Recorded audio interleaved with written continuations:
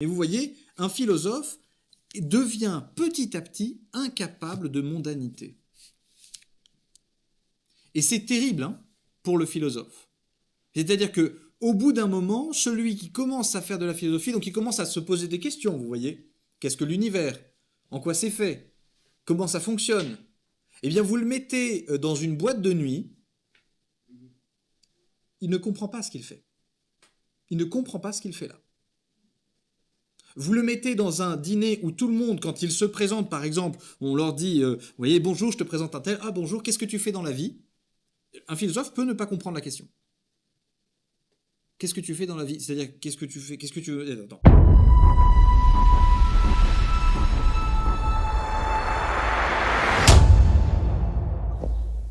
Quand tu évolues, ton entourage devient forcément toxique. Parce que qui dit évolution, dit progression. Tu vas progresser par rapport à un environnement. Si tout le monde est grand, si tout le monde fait 2 mètres, et que toi tu fais 1m90, tu paraîtras plus petit que les autres. Les autres auront une tête presque de plus que toi.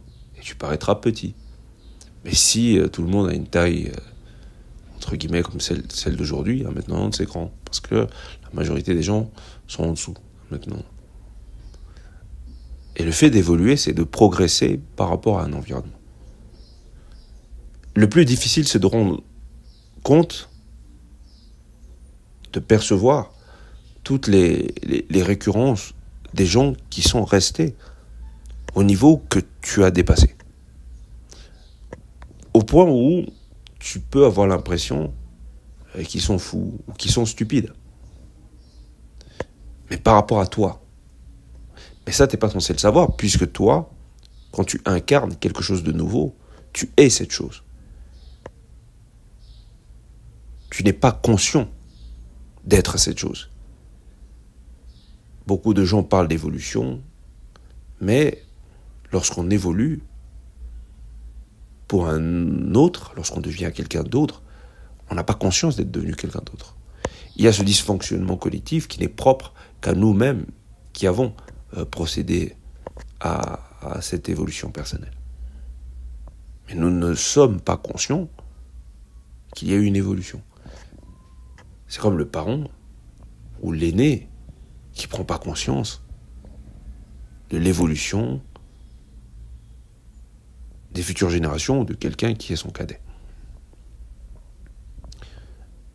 Tout le monde n'est pas amené à comprendre la mutation. Certains cerveaux sont figés. Et d'ailleurs, on n'évolue que par rapport aux autres. On évolue quand les autres sont figés. Mais si tout le monde évolue, tu n'évolues pas. C'est juste la nature des choses. Mais lorsqu'on parle d'évolution, c'est en même temps faire l'aveu que la majorité des gens sont figés. Et ça, c'est quelque chose d'assez pertinent. C'est quelque chose d'assez singulier dans la pensée. Il faut s'intéresser un petit peu à la philosophie pour comprendre cette réalité-là. Le commun, il n'est pas conscient de ça. Donc, c'est-à-dire que, bien que la majorité des gens, par exemple, vous allez à l'église, ils vous diront, ta vie va changer, tu vas devenir riche, en général, c'est très matériel. Tu vas être heureux, tout ça. Après le mariage, tu seras heureux. Mais le mécanisme propre à la mutation, à l'évolution, est quelque chose pour lequel soit nous sommes conditionnés, formés, soit nous ne le sommes pas. Et donc vous avez beau parler de changement et d'évolution, mais si vous n'êtes pas formé pour ça, si vous n'êtes pas conditionné, si vous n'avez pas conscience des comportements propres au changement, des comportements auxquels il faut adhérer pour changer, vous ne changerez jamais. C'est comme quelqu'un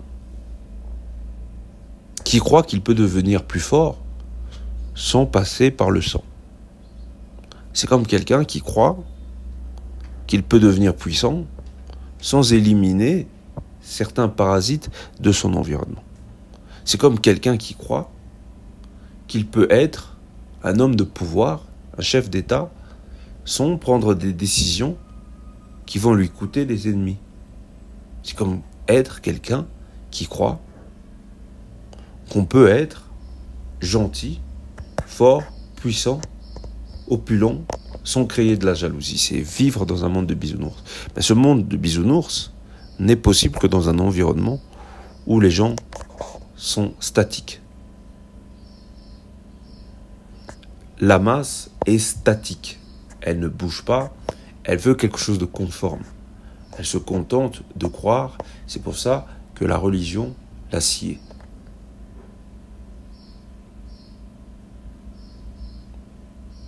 La masse est réfractaire au changement. C'est ce qu'on appelle le misonéisme. Tout ce qui est différent lui fait peur. Elle prétend, la masse prétend, vouloir du changement à travers une évolution, mais elle n'est habituée et elle n'est conforme qu'à sa routine. On peut bavarder, mais ce pourquoi on est fait, c'est autre chose.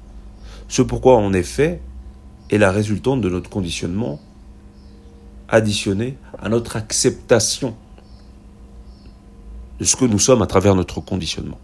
C'est-à-dire que vous êtes conditionné pour être un certain type d'individu. À vous de l'accepter ou de le refuser.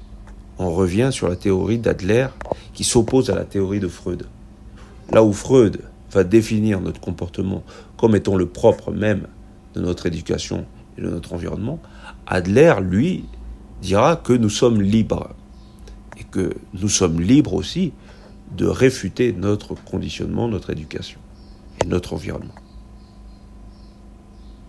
Donc maintenant, à vous de voir quel type d'individu vous êtes en fonction de ces deux psychologies. Soit vous êtes le fruit de votre conditionnement, vous vous plaignez constamment de votre éducation, qui a fait de vous les êtres que vous êtes, soit vous prenez votre bâton de pèlerin et vous allez à l'aventure. Et dans ce cas-là, vous ne perdez plus votre temps à vous définir selon votre environnement primordial. Mais seulement lorsque vous changez, lorsque vous allez vers autre chose, il va y avoir un dysfonctionnement cognitif qui va s'opérer dans votre réalité. Ce dysfonctionnement cognitif, c'est l'opposition entre ce qu'on a fait de vous, ce qu'on a voulu faire de vous par vos parents, vos professeurs, l'État, l'environnement, etc., et ce que vous êtes amené à devenir par le biais de votre volonté. Et donc, il va toujours y avoir cette lutte entre les deux. C'est pour ça que vos proches voudront toujours vous tirer vers eux lorsque vous vous éloignez, comme un élastique. Et ce rapport aux choses, ce rapport d'élasticité entre le fait de vouloir partir et d'être retenu par ses proches, c'est quelque chose qui est significatif du fait que la masse, votre environnement, n'accepte pas le changement. La masse est statique. La masse ne change pas. Et donc, lorsque vous êtes dans un procédé d'évolution, il faut avoir conscience de cette réalité. On pourrait le voir de manière morale et dire « Mon entourage, mes proches ne me veulent pas de bien ». Mais accepter votre évolution, c'est prendre conscience de leur stagnation, bien qu'étant dans la stagnation, le commun veut prétendre à une potentielle évolution.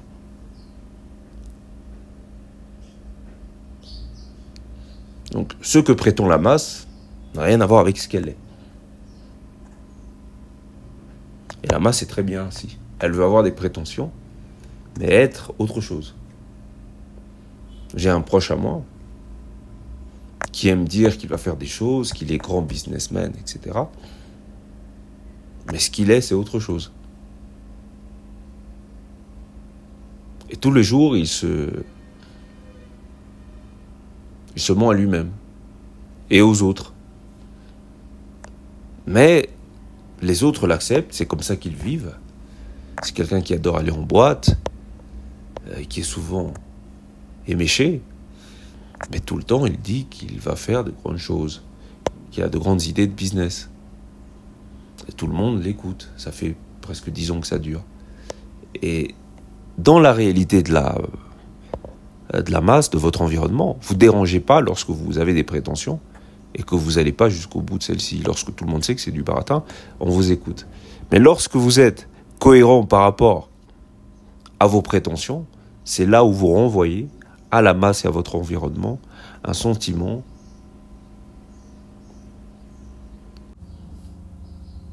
d'infériorité personnelle. Et c'est pourquoi les gens vont préférer le mytho qu'à celui qui est à la hauteur de ses prétentions. On n'attend pas que vous réussissiez pour vous détruire. D'ailleurs, une fois que vous avez réussi, c'est un peu trop tard.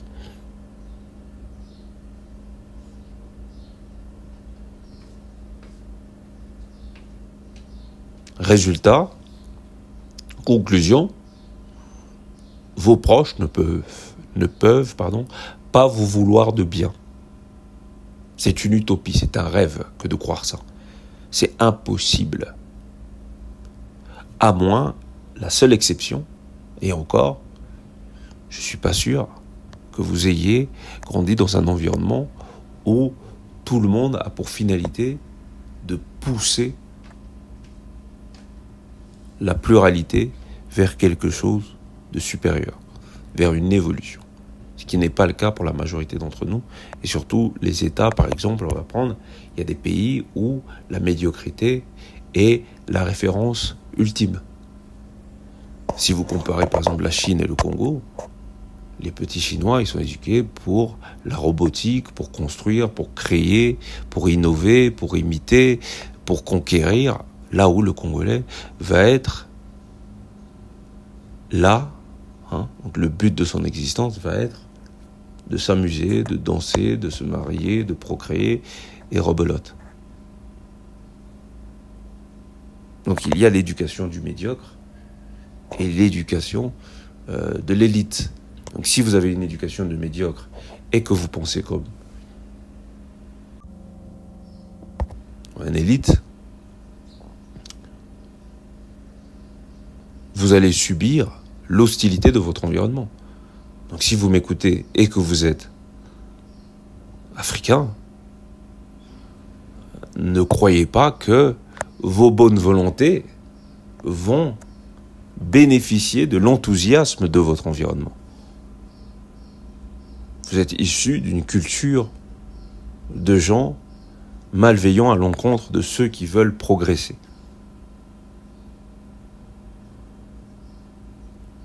Merci, bienvenue dans le cercle.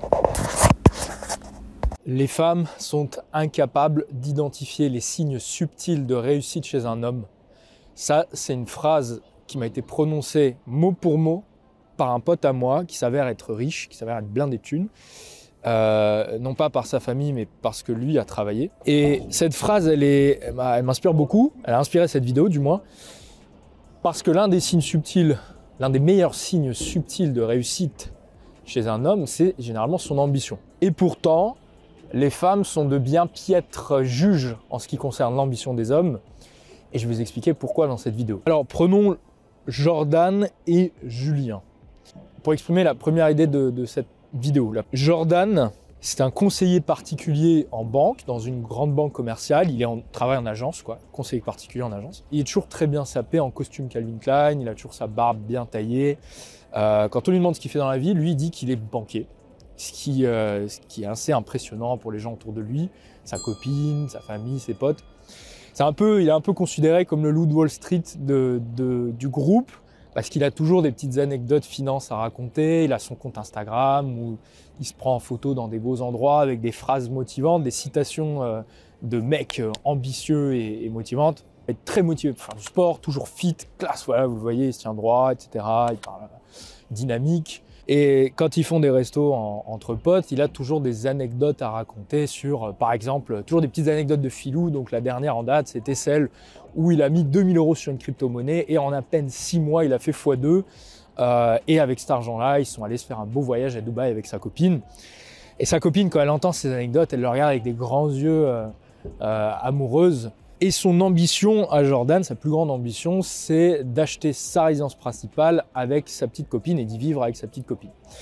Donc ça, c'est Jordan. Et après, vous avez Julien. Alors Julien, c'est pas le même animal.